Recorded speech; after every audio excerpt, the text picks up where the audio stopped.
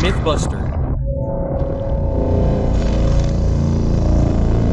First of all, Joel, it's a pleasure to have you here on the Mythbuster program. I've been looking forward to this interview for a long time, and I would like to start with a question that is extremely important and has to do with a topic that many people like. What is this thing about life on other planets? How can it be interpreted through the scriptures? And also, what is your view on this, because I understand that you, as a historian, have a fairly broad and attractive view for people, especially regarding this issue of extraterrestrial life, including the scriptures and, why not, also regarding the UFO phenomenon. Joel, what is your view on this issue of extraterrestrial life? Thank you very much, Freddie, for the invitation and directly to the question you asked me. My view, following the opinion of the texts that we have in Judaism, we have books that I have brought and that I can show to your audience. We have evidence that there is indeed life on other planets. There are forms of creation where the texts literally affirm that creatures live on other planets. In other words, from the point of view of interpreting biblical passages and the literature that we have specifically in Kabbalah, there is evidence of the existence of beings and other forms of intelligent life on other worlds. And in that sense, Joel, is it possible to interpret, for example, Ezekiel's vision from that point of view, or does that divert us from the texts? Well, there are several ways to interpret Ezekiel's vision. One is the classical one, where it is an encounter of the prophet, something spiritual, but it is true that there is a tradition that affirms that what the prophet Ezekiel saw was not a dream, it was not just part of a vision, but that it was something real, where there is even the interpretation of what the Merkaba is, the famous throne of God that Ezekiel saw. And there are sources that affirm Jewish tradition that it is a type of vehicle, literally because Merkaba, the idea in Hebrew of that word rajaf, means to ride like someone who drives something, and it says that God drives on the wheels on a vehicle called Merkaba. So in the tradition of Kabbalah there is evidence that it is about some vehicle that affirms that there are wheels that descended to earth, and therefore it speaks of a being who drives that Merkava, what today we would call a ship in modern language. I find it frankly fascinating to hear these types of interpretations, because although it is true, one can go back in time and refer to the texts of, well, Zachariah Shin, for example, of Robert Cheru, or of Eric von Aniken himself. In some way, this topic has been touched on, but seeing it from your perspective, let's say, is something that really tends, I don't know if at first glance, to confirm or complement all this, let's say, all this information, all this teaching that there is. Look, there's a book called The Interdimensional by Rabbi and Kabbalist Ari Kaplan, and he has a chapter where he specifically explains the vision of the prophet Ezekiel. And in that chapter he analyzes what I just explained, where he describes in great detail about that vehicle. He calls it a vehicle, the Merkab, where he says that God flies and says that he moves throughout the universe. Oh. I mean, let's say that there's already an interpretation by scholars of the scriptures that could, I don't know if it confirms, but in some way expand the meaning of this. Of course, because there are other secrets of Kabbalah here as well. We in the spiritual world understand that there are secrets about what it is that we really call God and who it really was that revealed himself to Moses on Mount Sinai. One thing is the interpretation that can perhaps be given in churches or in the synagogue, and another thing is the deeper vision that mystics have about who it really was that descended on Mount Sinai to speak with Moses. What's more, it's not just that he descended. The texts of the Midrashim, of the Jewish tradition, state that Moses ascended to heaven. In other words, it's talking about something that descended and took Moses for 40 days and 40 nights. And then brought him back with the scriptures. Exactly. We have evidence in the texts of the Midrashim, in the Talmud, that speaks of Moses, travels in the different heavens, universes, planets, dimensions, and his encounters with different beings. It states that, in some of those, his life was even in danger. It was threatened by some of these beings, and that certain spiritual forces had to come to the rescue to protect him from the order of the one who leads the Merkaba. Who was the one who guaranteed that Moses would be given certain spiritual secrets that he was then able to bring to the world of men, human beings? How incredible! Well, actually, someone who comes from a Judeo-Christian tradition understands something up to that point, but this knowledge that you are giving me now expands a whole new universe for me. Yes, what happens is that, as I was telling you, there is a traditional classical interpretation, which is perhaps given in churches or synagogues, and another is what the texts that we handle in Kabbalah, in the texts of mysticism, in the texts of the Midrash, perhaps for the most studious, that this should not, in fact, not have been revealed to people in recent times or millennia, but that it is becoming more and more known today. Of course, there is also a certain kind of openness, especially today, when we have governments like the United States that are opening up knowledge about the UAP phenomenon or the UFO phenomenon, which was previously forbidden.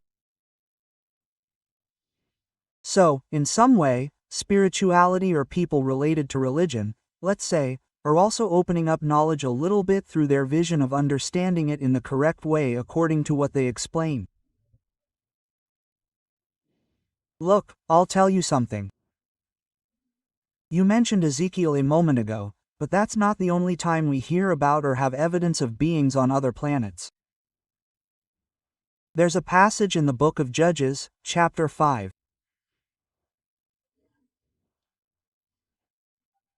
Where a song or poem by a prophetess named Deborah is narrated, where the verse says, "Cursed be Mers and cursed be his people because they did not come to help Israel in the battle."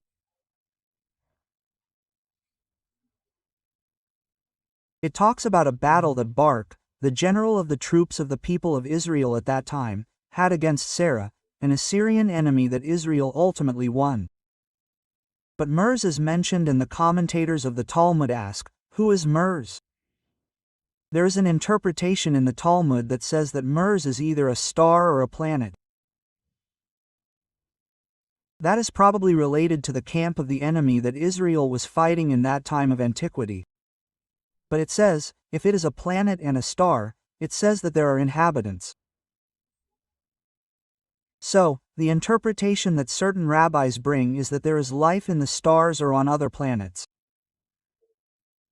In fact, you mentioned earlier something about, I think you were talking about NASA or something like that, a program that is talking about that. Well, look, there was one of these NASA scientists who at some point approached the chief rabbi of Lubavitch, Rabbi Menachem Mendel Nerson, one of the seventh rabbi of the dynasty of Jav-Lubab mystics in Judaism. And he asked this chief rabbi if he should because it was a program to search for life on Mars, right? He asked him if he should continue with this research. The rabbi, the Rebbe, tells him, you must continue searching for life on Mars. And if you do not find life on Mars, look for it elsewhere in the universe, because there is life on other planets and it is not up to us to limit God's creative work. Oh, look for it because it exists. That's the devil. What a terrible thing to hear, because sometimes one thinks that religions in particular are closed-minded about this subject and that they concentrate all of Scripture in an interpretation that only addresses what happens on Earth. But this clearly indicates to me that for millennia there has been contact with other civilizations, not only positive but also negative. Absolutely. I was saying that I brought with me, I don't know if you want me to show it, a book. Of course. Look, I have 2 books here. Let's show them here. This book that you see here. Yeah. Look, it's a book that has like 600, 700 pages. It's called Shoshan Yesod Olam. It's in Hebrew. This is a text that until recently was in manuscript, a very important work of Masit Kabbalah.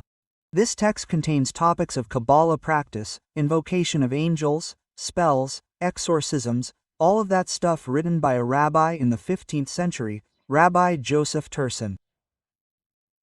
And this text on page 231 has a very interesting passage, short, brief, but let's see. If you want I can read it to you directly from the Hebrew and translate it. Of course.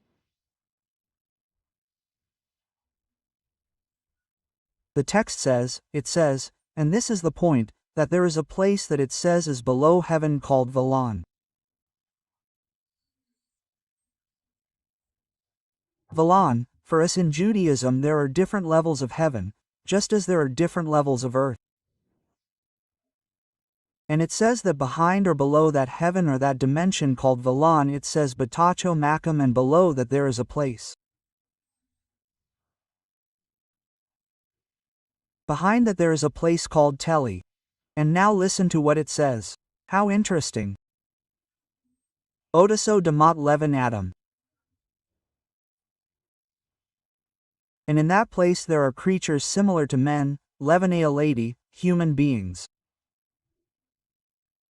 Oh. And it continues saying, Batat says burned Malashe, and says that they conduct themselves with purity and that they are also separated as if they were similar to angels. They are not angels, it says that they are similar to us human beings, but of a very great level of holiness and purity. And the interesting thing is what comes next.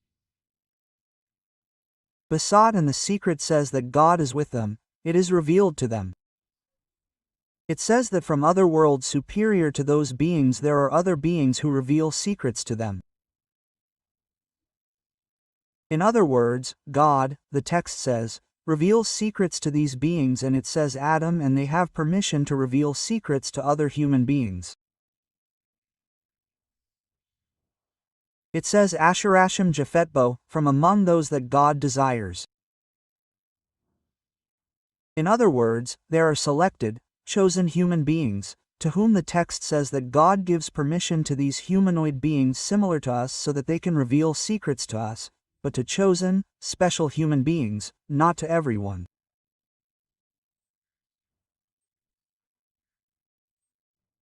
And then it continues saying Loimonam, that is, elevated secrets of the upper and lower worlds and about future events. That is, these beings somehow reveal future events to us. And the text at the end has a phrase that is very difficult to translate because it is really explaining that it is talking about knowledge of the worlds or of those of the years to come. It even has a date here. The truth is that I do not understand what that means. It has the year 1950. I do not know what that means. It is because of a text from the 10th century.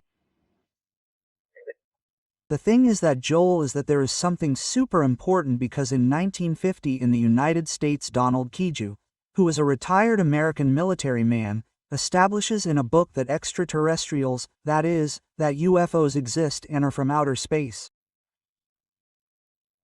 That was the year 1950. Well, I do not know. This is what this was in manuscript. This is a very difficult book to get, only in Israel, in some places that are being made more, but, as you can see, it is all in Hebrew and contains, great themes. And he is clearly talking about humanoid beings similar to us who live behind a place in the sky called Valon, in a place called Teli. And who are allowed to reveal secrets to human beings, to us, even about future events. There is another text that I bring here, which is the work Sefer Getashimo. It is a work by Rabbi Abraham Abulbia, another of the great mystics of Judaism from the 11th century. And in this book he is also doing an analysis of the constellations, the zodiac, the planets, about the intelligences that exist. And he is quoting Maimonides, the great Jewish philosopher and rabbi also from the 11th century, where Maimonides in the work The Guide for the Perplexed, makes an analysis of the different hierarchies of angels that exist. But there is a type of angel that is the closest to human beings. Those angels are called Ishim in Hebrew. The curious thing is that in Hebrew the word for man is and Shim is, that is, he is giving an idea of similar beings to us. But look, Similar to man. tell me, similar to man, similar to man. Now, the curious thing is that Rabbi Abraham Abulafia says the following, I briefly quote it. He says and translate, these Ishim, these beings are luminous beings who communicate with the prophets and therefore they are called Ishim. That is what Abulafia literally says. And the commentators affirm that apparently it is a type of creation that is between the upper or spiritual world and the world of men, the material world. I do not know if they are the same ones that this work from the 15th century cites, but I tell you, this is only a brief example. I can give you many quotes. Not only, mind you, Jewish texts do not only speak of life on other planets, there are Jewish texts that tell you about life under the earth. Sorry. I mean, let's see, not only on other planets, but also inside the earth. That's right. Look, there are other books. I do not have them in my possession, but I do not have them here with me right now. Perhaps in another occasion I can show them to you. There's a work from the 16th century called Residua, by a Kabbalist in Safta, in Israel, a disciple of Rabamos Cordobero. His name was Elia Yehuda Vidas. In that book he has a section where he is analyzing Ezekiel's vision again. And in that mission of Ezekiel, he says that there is not just one Merkaba, because the Merkaba or the throne of God was what Ezekiel saw. And that rabbi says, there is not just one Merkaba, there are many Merkio, hundreds of thousands of ships or vehicles that are moving throughout all the worlds and universes. And he says, quoting the Zohar, which you know the Zohar is a text that appeared in Spain in the 11th century, but Jewish tradition claims that it dates back to the end of the 1st century, okay? And the Zohar, in section Ba'ikra 10a, tells the story of a rabbi named Rabbein Joreh, the old man, who was a very rationalist. He didn't believe in any of these things, until he had an experience where he was shipwrecked. The ship he was on sank, and he says that he went down to the depths of the sea and kept going down and reached a place under the sea where he met some tiny beings who were also very holy, who were like praying, like making certain prayers.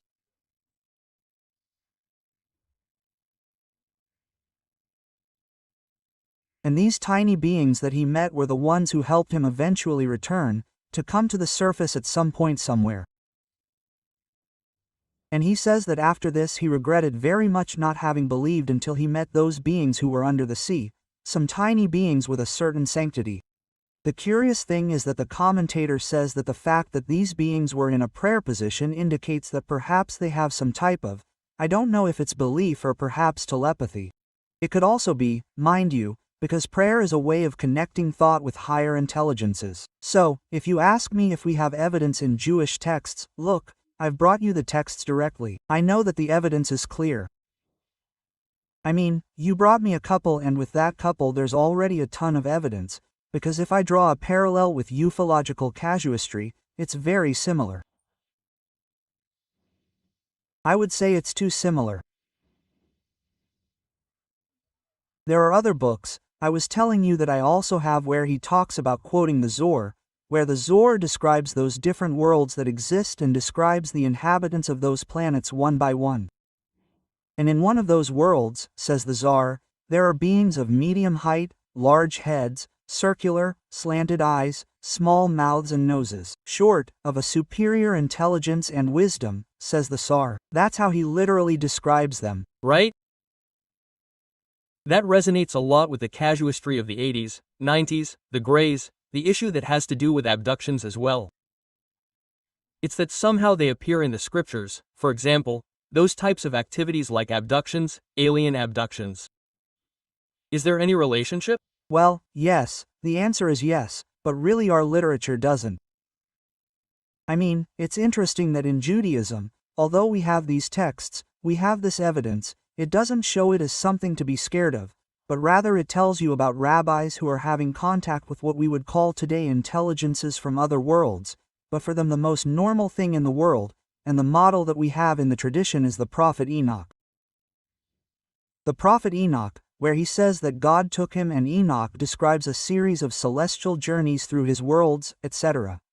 Now, the curious thing about this is that, in the 1st century, also in the area of Israel, also the entire Syrian area, where the Jewish communities were, a type of mystical movement developed that was called the mystics of the Merkaba, because it was a group of mystics who were seeking to experience the same thing that the prophet Ezekiel experienced, which was the vision of the Merkaba, of the throne of God. And we have evidence in the literature of the age a lot, the celestial palaces, of meditative techniques. We have the texts of these rabbis who left clues about how to contact these intelligences and how to ascend to these spiritual worlds. There is evidence from two rabbis, Rabbi Akiba and Rabbi Ishmael, where they claim to have ascended and been taken to these worlds and describe what they saw.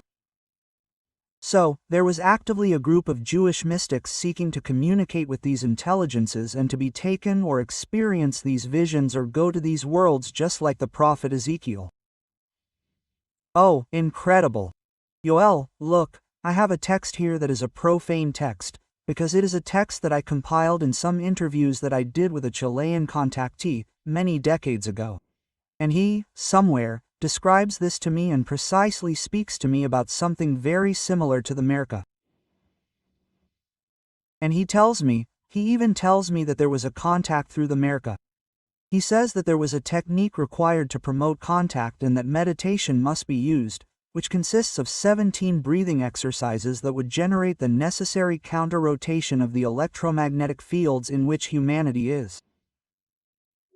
And he talks about the Merkaba and meditation, and he talks about sacred geometry, and he talks precisely about the throne of God. It seems so strange to me because he even gave me some drawings. Look, well, I can't appreciate the text very well, but what he is mentioning there corresponds to what we have in our books. I mean, perhaps on another occasion I can show you other books. There's a work by a Kabbalist also from the 11th century, 14th century, the Rabbi Rabbisak of Acre, northern Israel, has a text where he describes the techniques of the Merkaba. There is a manuscript, a book that has recently been published by the rabbis in Israel, and that book contains drawings on how to enter into these meditative techniques. There is a posture called the posture of the prophet Elijah, where he shows you in a diagram and indicates what one has to do, in what positions one has to put the body. One has to chant and call certain names in order to somehow connect with that intelligence or ascend to what we call the Merkaba, using the posture of the prophet Elijah. In other words, within the sacred texts, within the texts of the writings, one could interpret that this relationship with entities, or humanoids, or beings from other worlds, is something that has always existed, and that, indeed, according to what you yourself tell me, it was taken much more naturally before, perhaps because we were more connected to spirituality.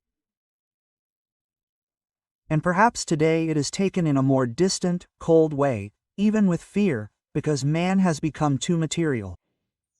Let's see, on the one hand, yes, but on the other hand, perhaps, there is a different interpretation. At least, in the vision of the Jewish world, I don't know in other traditions where this phenomenon also occurs, but in the Jewish world, what I have been able to see from the texts, the manuscripts, is that the opinion of these people, this was reserved for a select group of people, as even the text we just quoted says. For fear that the masses would be frightened or would not know, that is, their lives would be threatened. Be careful, because there are stories of some of these who tried to enter the Merkaba and lost their lives. Oh, there is a story in the Talmud of the 4 sages who entered the Pardes. The text says that one entered and died. Another went crazy, another apostatized, and only one entered and came out in peace. So, you either have dangers of not being able to endure those encounters and the information they reveal to you can drive you crazy, or you could lose your life. So, what we really see from the texts is that this was preserved in a group of chosen mystics who were already prepared. Mind you, this is something else. There were schools in ancient times to prepare people to enter this state that we would call the prophetic state, which is how the texts analyze it. So, perhaps they did it as a way of protecting the people. Remember that when the vision of Mount Sinai, God speaks only 2 words and the people tell him, "Enough, we cannot stand this. We can't let Moses be the one to interact with it." The people were scared. And the Midrashic tradition says that literally the souls of the people left their bodies when they heard the voice of God, the lightning, the fire that came down on that mountain. So, you realize that the masses were not prepared for this type of contact, and there were people assigned and who were then prepared, in this case Moses, but who were then prepared because there were schools of prophets or contactees, as we would call them today. It must be so powerful. I imagine it, and the situation must be so powerful, the circumstance of, let's put ourselves in the context of hearing the voice of God, that it must be something that shakes you deeply to the last cell of your body.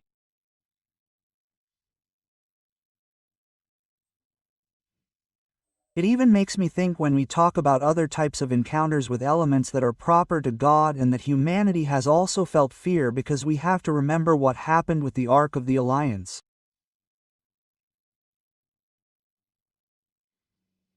Look, I'm going to reveal a secret to you. I don't know how the audience that's going to watch us will react, but I think We'll see. Many people know this, perhaps it's becoming more widely known now, but I think it's time for people to learn about certain things because it's in the texts. I'm not making anything up, it's in all the texts of the Jewish tradition. You talk about an encounter with God, and I was telling you about the famous encounter on Mount Sinai. In the most secret tradition of Kabbalah, when we talk about God, we know that the encounter Moses had on Mount Sinai was not with what we call God. The tradition of Kabbalah says that the one who revealed the Torah in the Bible, the prophetic text to Moses, was a spiritual being named Metatron. The tradition of Kabbalah says that it was Metatron. We call him an angel, an archangel, a very great spiritual being who was the one who revealed secrets, the Torah to Moses on Mount Sinai. And in fact, the Rabbi Abraham Abulefia's Kabbalah is based on coming into contact with Metatron. And there he even narrates encounters, visions that he has with this being, because there are also different forms of spiritual communication.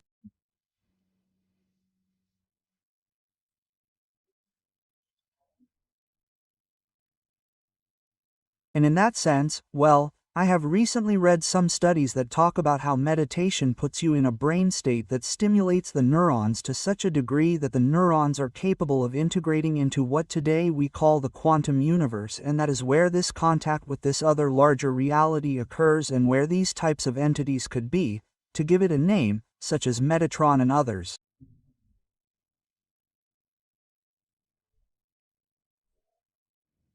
Of course, there is also a secret here. Returning to the subject of Metatron and Enoch, our tradition of Kabbalah affirms that Metatron is Enoch in the angel Metatron.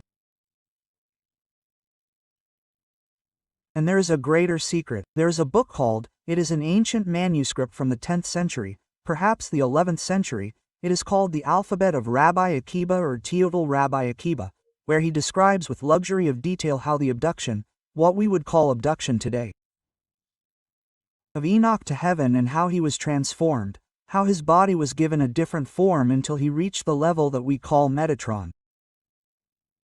And the aspiration of the mystics in Kabbalah is to reach that type of contact with the Merkaba, to reach that level.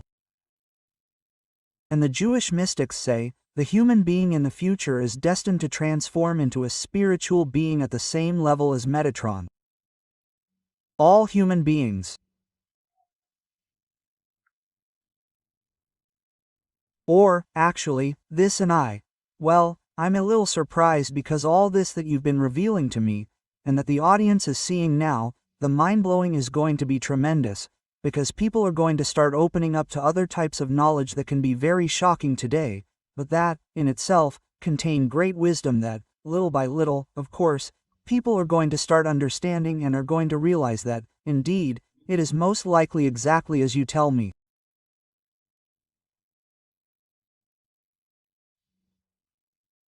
Well, as I was saying, what I'm bringing is directly from the texts of the Hebrew manuscripts. Well, I'm also telling you that we clearly know in Judaism that many of the things have been revealed precisely by those intelligences or beings. We also know that Judaism has been the recipient of a much older tradition, because we have the biblical stories that come from Samaria. I don't know if you knew this, there is a connection there. And if you look at the Sumerian reliefs, I remember last summer I was recently in Germany, in Berlin, and I was in a museum. In Berlin, where there is one of these reliefs that was brought from Iraq, Mesopotamia, a Sumerian relief where you can see the figure of a man and behind him there is a copy exactly like him, but he has wings, a winged being. And this is what was later interpreted over time, as, well, angels, guides, all that kind of thing. But the idea of this is that there are spiritual forces that are somehow guiding, as the manuscript that we read said, putting those thoughts, revealing details to each of the human beings. And in that sense here I know that you have a limited time to talk to me, time that I greatly appreciate, but I would not like to finish without first asking you about, I know that you made a video very recently about this, the Nephilim.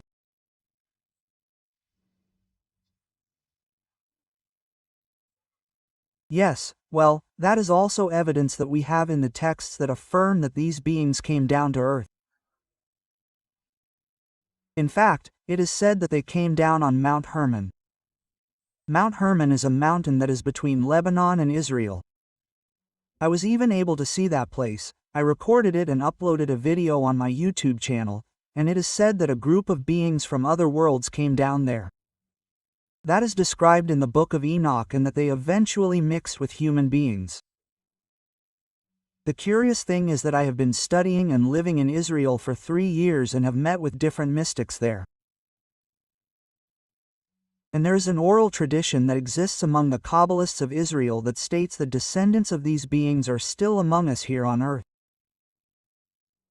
Many of them also pass on that knowledge.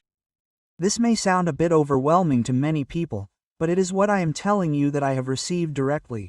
It sounds surprising. It states that these beings are that DNA is still among human beings. And you probably can't answer this question, but if that DNA still exists among us, is it identifiable? Can you tell who is a descendant of these beings?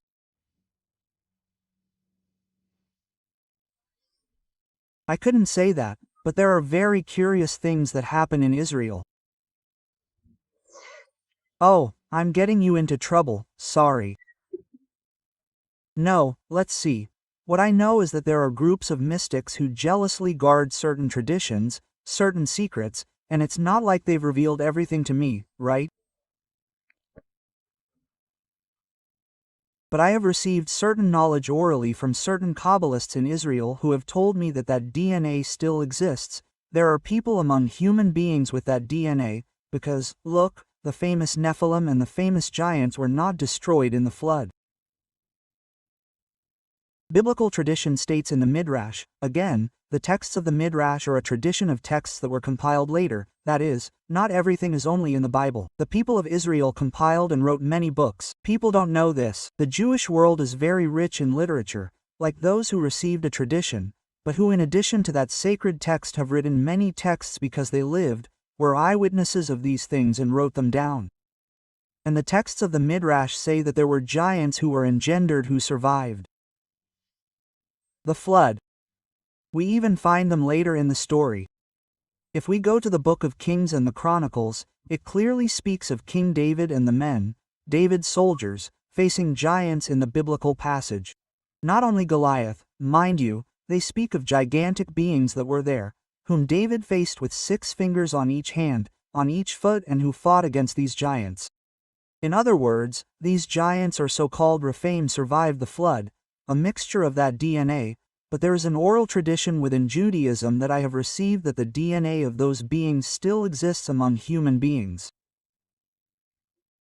It is not only possible that this information is within the Jewish mystics, but it is likely that it is all over the world and through other cultures that speak of this.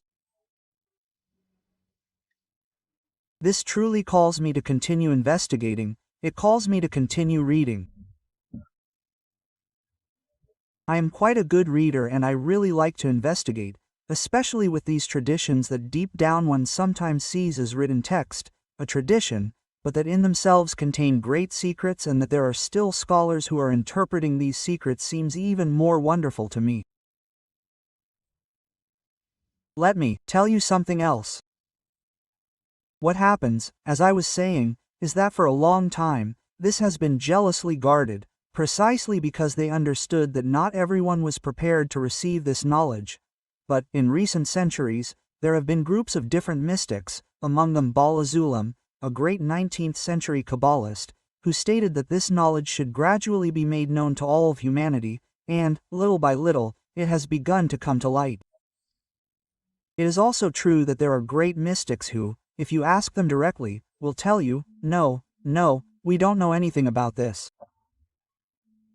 But among the most select groups of mystics that I have been fortunate enough to meet and study within Jerusalem, I have had access to many of these things, many of these teachings, let's say. Joel, to close this tremendous interview, the truth is that people here have millions of questions. Will there be a moment of great revelation? Well, I don't really know about a great revelation. I can only say that this contact with these intelligences has never stopped. In our tradition, mystics are constantly coming into contact with these intelligences. Recently, there was a rabbi in Israel who said that he had what we call in Kabbalah a magid. A magid is like a guide, a spiritual being who reveals information or knowledge to him. So, the revelation and contact never cease. Globally, what I perceive is that there is a great deal of interest and that people already know about it. Beyond that, I can't tell you for sure. I can only tell you what I know from the texts and from the tradition. And that's a lot from what I'm hearing and seeing. It's a lot that truly amazes you on this path of constant learning.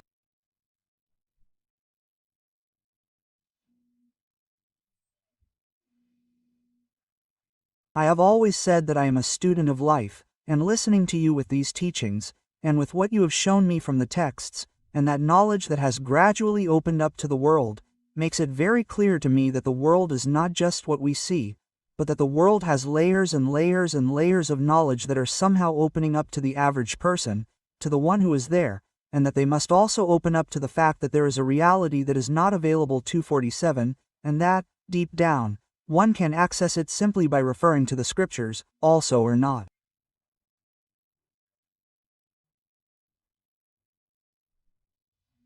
Absolutely. And mind you, I have quoted you from Jewish sources, but as a historian I can also talk to you about texts, passages that are clearly from the culture of the Greeks. There are passages that literally speak of encounters. I remember reading a text about Alexander the Great in one of those battles, the conquest of Tyre, where he talks about things that I know were manifested. The Jewish historian Flavius Josephus himself, in his work The History of the Jews, says, Flavius Josephus, that when the temple was being, the Romans destroyed the temple in the year 70, voices were heard in Jerusalem and the noise of carriages and a voice that was heard saying, "We are leaving here, pack up and go to another place." It clearly says so written, and in fact I tell you, it is written by Flavius Josephus, the Jewish historian of the 1st century. Sure.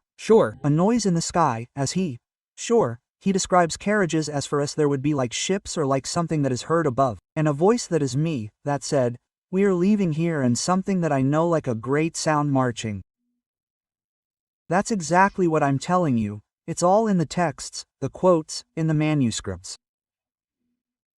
And the most entertaining thing about this is that it appears in texts from the 1st century, as you say, and let's also remember that Plato later also spoke about this topic of daemons, who gave a name to these beings that were in that intermediate world, which you mentioned to me at some point, and that the Greeks called them daemons. Yes, that's another topic, isn't it? The world of spirits, who are these intelligences, the types of intelligences that exist, the topic of reincarnation, who is the one who is really inside the body? It's just a soul, there are other beings with us. Those are other topics that we also work on and know about from the Kabbalah. How incredible. For example, this is, well, in tradition one is used to being told that you have a soul, but that soul is shared. Yes, and in tradition, we understand that the soul is divided into 5 levels, but we understand that several groups of spirits reincarnate with us in the body. The 15th century Kabbalist Ravisa Glur, in his work Shakil Gulam, The Gate of Reincarnations, states that at least 3 beings come with us into the body and that eventually other spiritual forces join us according to our actions, whether they are from what we would call the positive or negative side. This is a bit more extensive to explain perhaps for another time. Yes, of course.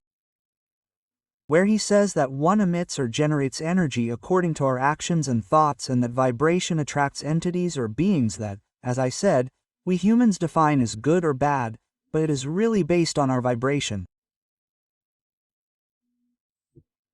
It is like a signal that is emitted by the energy that the body gives off and that will determine the force that accompanies us. So, we understand that there are intelligences that are inside the body with us and never leave us until the moment we die. We even understand that there are beings who enter us at certain times to do certain things and then the person wakes up and says, "What happened here? What am I doing here?" Quote, "This is a broad topic. It is the topic of reincarnation. We also have it in Kabbalah." Joel, I think I could spend the whole afternoon talking to you. I really appreciate all this time and all this knowledge that you have given us. I would like to finish by asking how people find you on social media. Well, you can find me on my YouTube channel by simply typing Yoel Benhabib. There is also a YouTube channel on my website joelbenhabib.org. I have an online school where I teach Kabbalah on these topics and you can find me on all social media by simply searching my name. Well, thank you very much, Joel. This chapter is tremendous. Believe me, I'm going to bother you again to expand on these concepts, because there are things here that left me with questions and also with knowledge that I know the people here at Mythbusters are going to love everything you have to say. So I want to thank you and you are cordially invited to a future episode. Thank you very much and greetings to your audience as well, and of course, it was a pleasure.